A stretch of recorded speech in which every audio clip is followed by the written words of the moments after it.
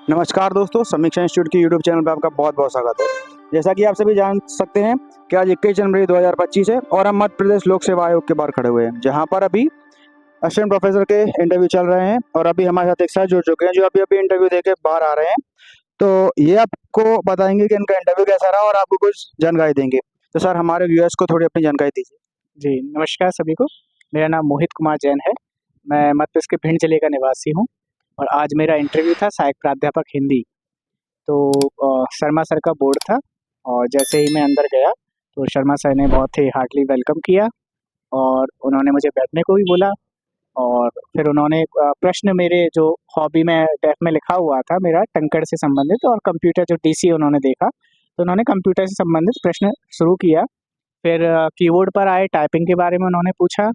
उसके बाद उन्होंने एक हमारे भिंड में एक छतरी है होलकर जी की, उसके बारे में जानकारी ली और उसके साथ ही उन्होंने ये पूछा कि उधर इंदौर में उन्होंने क्यों ये छतरी बनाने गए हैं। फिर उसके बाद उन्होंने उसका मुझे कोई उत्तर नहीं पता था, तो मैंने माफ़ी माँग ली सर से। फिर सर ने दूसरे जो बोर्ड मेंबर थे उनको पास किया। फिर उन्होंने भी प्रश्न पूछा मुझसे कि आपके जो जिला है उसके आसपास के क्षेत्र से कोई ऐसा साहित्यकार निकला है और वो साहित्यकार मतलब बहुत अच्छी प्रसिद्धि है, पहचान है, तो आप बता ना सकते हैं कुछ 1-2 नाम? तो मैंने सबसे पहले मैं बताना चाहूँगा, मैंने बोला कि भारत के पूर्व प्रधानमंत्री श्री अटल बिहारी वाजपेयी जी, तो वो साहित्यकार रहे हैं, उन्होंने अच्छी-अच्छी कविताएँ लिखी हैं। तो उन्होंने पूछा उनकी कोई कविता सुना सकते हैं? तो मैंने उनकी कविता सुनाई मौत से ठन गई। उस कविता को सुनने के बाद उन्होंने बोला कि इस कविता का जो भावार्थ है वो क्या कहना चाह रहे मौत से ठन गई, ये किसका सूचक है? तो मैंने उसका उत्तर दे उनको दिया। फिर उसके बाद उन्होंने एक शब्द चूँकि मैंने उत्तर में ही प्रयोग कर दिया था राजनीति संबंधित, तो राजनीतिक शब्द का पूछा, जितना मुझे बन पड़ा उतना मैंने उनको बताया। फिर उसके बाद ये नहीं पता चला कि संतुष्ट हैं कि असंतुष्ट हैं, बट उन्होंने फिर उसके बाद दूसरे मेंबर को पास किया। उन्होंने मुझसे छायावाद के 4 प्रमुख स्तंभ कवियों के बारे में पूछा, उनका मैंने नाम बताया। फिर उसमें से उन्होंने निराला जी निराला जी का एक जो शोक गीत है सरोज स्मृति, उससे की कुछ पंक्तियाँ पूछी। तो उसकी पंक्तियाँ मैंने एक ही पंक्ति बता पाई, इसके साथ ही मैंने उसका संक्षिप्त सरोज स्मृति का जो क्या है वो उसके बारे में उनको बताया। तो उसके बाद उन्होंने प्रश्न नहीं पूछे मुझसे। उसके बाद उन्होंने जो थर्ड मेंबर थे उनको पास किया। थर्ड मेंबर ने मुझसे तुलसीदास जी के जो रामचरितमानस है उसके सातों कांड क्रमबद्धता से पूछे, परंतु मैं बहुत निश्चित रूप से नहीं कह सकता था, इसलिए मैंने उनसे ये पूछा मैं प्रयास कर सकता हूँ। मैंने प्रयास किया और उनको सारे कांड के नाम बताए। उसके बाद उन्होंने मुझसे पूछा कि सुंदरकांड को सुंदरकांड क्यों कहा जाता है? तो सुंदरकांड का वो मुझे पढ़ा था पहले, परंतु मैं उस समय याद नहीं कर पा रहा था, तो मैंने माफ़ी माँगी उनसे।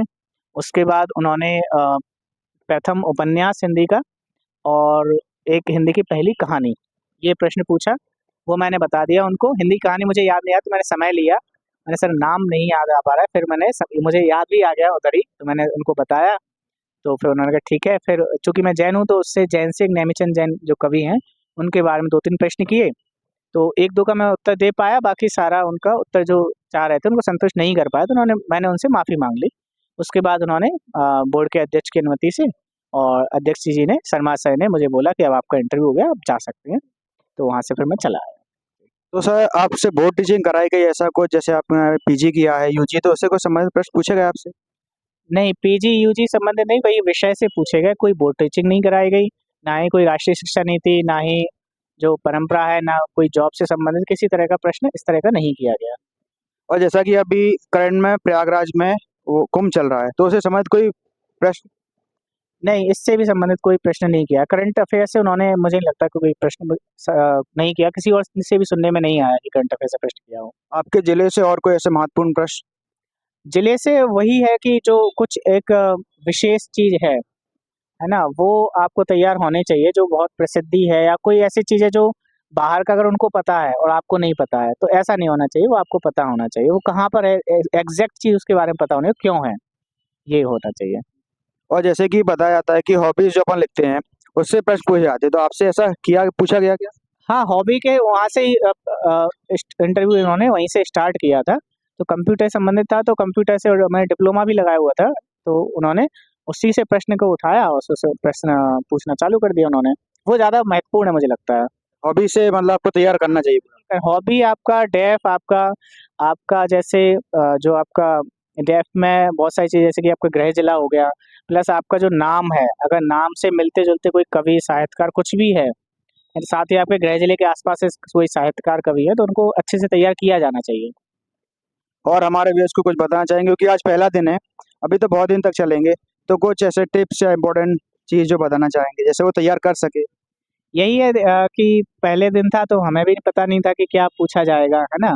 और किस तरह के प्रश्न होंगे, लेकिन वही अपना आत्मविश्वास नहीं खोना है, जैसा भी होगा ठीक है, हमारे हाथ में जितना है हमें उतना अपना प्रयास देना है और यही जो मैंने बताया जो डेफ से रिलेटेड चीज़ों को करके जाइए और हिंदी के जो सामान्य जो प्रश्न चलते रहते हैं, कुछ आलोचनात्मक प्रश्न सामान्यतः पूछे ही जाते हैं, तो उनको तैयार होना चाहिए क्योंकि वो अधिकतर पूछे जाते हैं। तो ओके, थैंक यू सर। बहुत-बहुत धन्यवाद आपका। Thank you.